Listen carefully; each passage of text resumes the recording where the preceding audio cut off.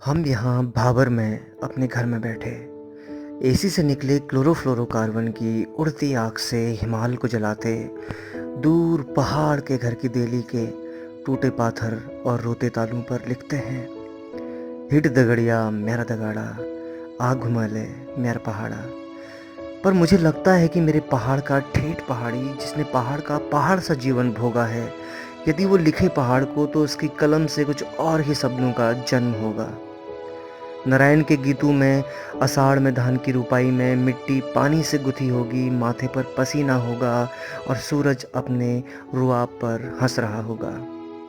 जगत के गीतों में कई दिनों की मेहनत से उगाई फसल पर रातों में आंखों से पहरा होगा और एक झपकी पर फसलों को चट करते सूअर व बंदरों की बात होगी।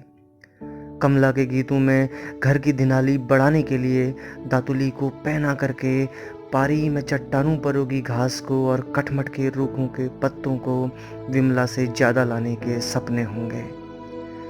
नई नवेली ब्याही लक्ष्मी के गीतों में होगी मायके की याद और बरियात के कुछ दिन बाद ड्यूटी पर गए चंचल की आवाज की निराई होगी। मंगल के गीतों में पहाड़ का वो दर्द होगा जिससे नानतीन सर्दी जुकाम से और कई औरतें बच्चा जनने के समय होती हैं काल का शिकार।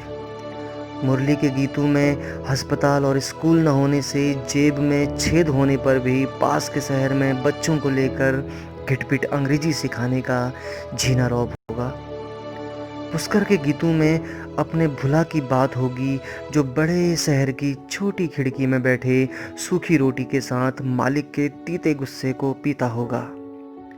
गोदावरी के गीतों में विकास के वो बांध होंगे जिनकी मजबूत दीवार के उस पार हरे से भूरी होती जमीन पर गांव में ही मरना है कि हाँफती सौ होगी। गोविंद के गीतों में सरकारों की अड़याट कंपाउंडरी से तमाम घुट्टियों को पिलाकर भी घुटनों के बल चलते तुतलाते 20 वर्ष की दहलीज पर खड़े बात होगी सिसकते उत्तराखंड की।